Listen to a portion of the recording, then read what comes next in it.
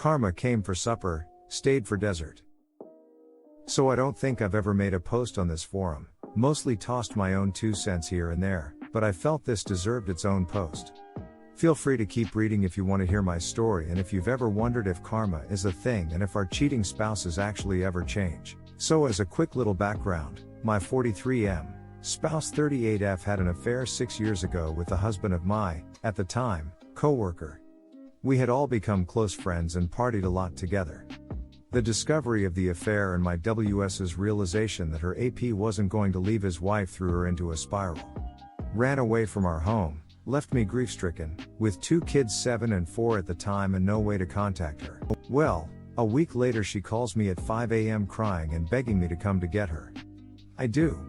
I had gone on stress leave from work at this time. I end up at a seedy motel picking her up where she had holed up for the week, sleeping with every drug dealer she knew to feed her cocaine habit. This was a new issue. She was a mess. I get her home and call my friend who is a nurse to come and check on her. She's in the throes of drug-induced psychosis, gotta get her to the ER and get her detoxed. I leave my kids with family. Thank God we had just moved to a town to be close to them, get her to the hospital and stay next to her side for close to 4 days while she's detoxing. I don't know if I even felt a single feeling during this period. Finally get her home and she basically spends 3 weeks in bed. I'm pretty much a zombie, doing my best to just make sure the kids are fed and to school and back. Unbeknownst to me, she's still in active communication with her AP at this time, through of all things, the Pinterest messaging system. Anyway, her family convinces her she needs to go to rehab, but of course, it can't be any rehab. She decides on a $20K a month facility. I refuse to pay that, so she conned her grandmother to do it. She ends up there. 1.5 weeks in, she calls me and says she wants a divorce because she has learned that all her actions are my fault. So okay, I'll tell the kids, who are already losing their minds, that mom isn't coming back. Well, she gets discharged, realizes being on her own is tough and begs me to come back and that we can fix things. Me looking at 16 years of marriage with someone I truly loved and have 2 beautiful children with decides, yeah, let's try. I convinced myself it was the drugs that enabled all this behavior, and now that she's clean I'll have my wife and mother of my children back. Looking back, this was the one thing I would have done differently. Fast forward 18 months of trying to reconcile. She refuses to put any work into it and figures that because I was willing to work on our marriage, that meant that all was forgiven and water under the bridge. As every betrayed spouse knows, that's not how this works. At the 18-month mark, I give up and ask her to leave. She easily agrees. Well, within a week of her moving out, I get a message from her old AP's wife that they are communicating again and that he just told her he's leaving her. While they are all on a family vacation in Jamaica, no less. So there's marriage number 2 destroyed. I also get to find out that they have been communicating for the length of our reconciliation period. That was a gut punch. They move in together immediately, and just like that, my children have a stepdad and his son has a stepmom. Abrupt and jarring, don't even begin to describe what it was for all of us. Present time, 4 years later, and the crux of the post. Their relationship has imploded. It was always toxic, he had anger issues, she wants everything her own way, and cops would get involved, which would then get me involved because of the kids. Silver lining, the majority of it was never around my kids. They say a few arguments, but that's it. She's now kicked him out because she found out he was seeing some 23-year-old girl behind her back. But not to be outdone, she'd been sleeping with his best friend and is now trying to date him. This of course has thrown him right off the ledge, and she's now got a restraining order against him. The cops being called multiple times to her new man's house has caused him to be evicted. I get to sit and watch this all and just shake my head. I'm far enough along that I'm not shouting with glee over this, but I will admit to some petty giddiness. I'm safe and happy, my kids are safe and happy, and the consequences of 6 years of shitty decisions are coming home to roost.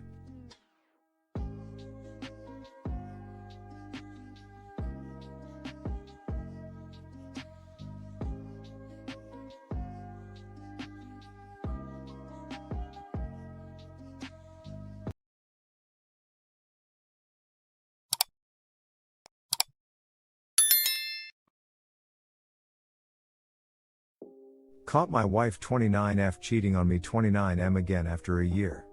Why do I question my own sanity? Hello everyone, This is my first post here and I just wanted to share, gather some opinions, and vent since I have no other channel available to me right now that gives me this opportunity, so I really appreciate to every single one of you who decides to read and share their honest thoughts from an outside perspective. Background: I'm a 29M, wife 29F, and we have 2 beautiful girls under 4 years old. Bear in mind my wife suffers from depression. At one point, was hospitalized and was diagnosed as being suicidal. She takes medication, or at least should be taking medication as instructed. Story: I caught my wife having an affair back in December 2020. I didn't find out until a month later, January 2022, when my 2-year-old daughter gave me my wife's cell phone since it was out in the open in the living room. The lights popped up due to an incoming text message. The moment I got the phone, I noticed the text message said, "I love you." I recognized the name, it was a close friend of hers, and my heart dropped. Not from that message alone, but the messages that were exchanged before. I was filled with anger, shock, disappointment, and darkness. I couldn't believe I was experiencing what I consider a nightmare. When I confronted my wife with her phone, I asked her, "What is this? What is going on?" I kid you not, the first thing that comes out of her mouth is, "Why are you even looking at my phone?"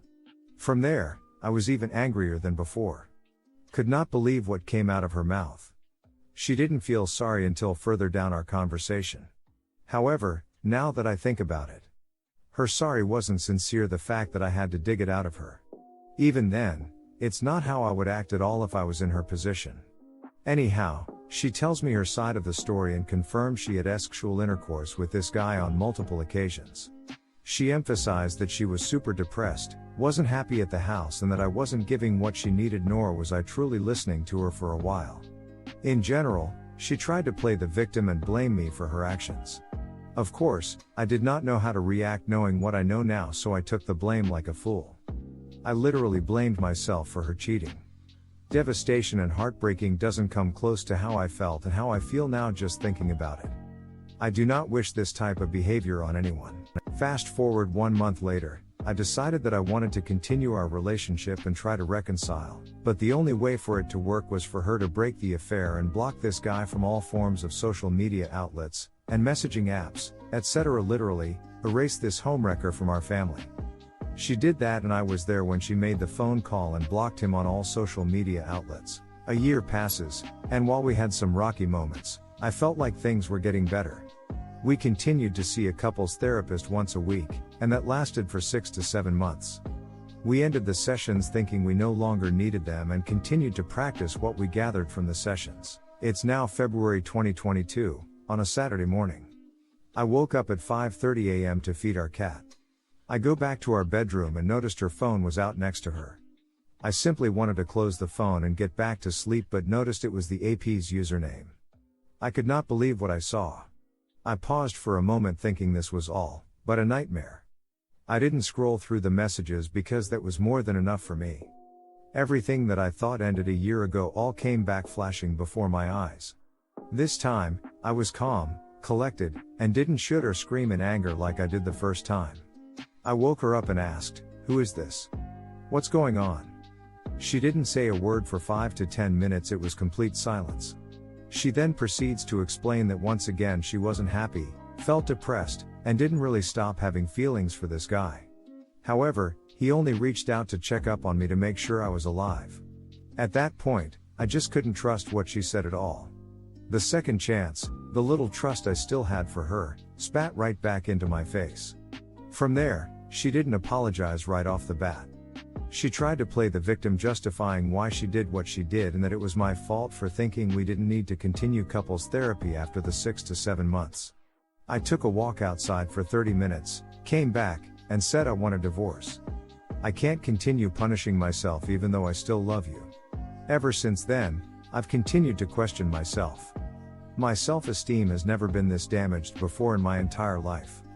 I believe marriage is sacred because I was raised with that mindset. So now, we are in the process of getting a lawyer to prepare for the divorce process. I'm still trying to process everything, speaking with my friends for support, and so on. Once we are divorced, I plan to tell her family why we divorced rather than her trying to hide the truth. But what do you guys think? Should I? I feel like I should ensure they don't believe any lies that may come out of her mouth to suit her own agenda. Lastly, 1. Why do cheaters like to play victim the moment they are caught? 2. Why do cheaters blame the betrayed spouse? 3. Why do I question my own sanity when I'm not the one who cheated? Tell her family now. She not once stopped the affair, she got better at hiding it. File for primary custody of physical custody of your daughter, and you can make it a permanent stipulations and a divorce and custody agreement that as long as she's with the AP she can't be around her daughter because he's not allowed around your daughter. You can do that.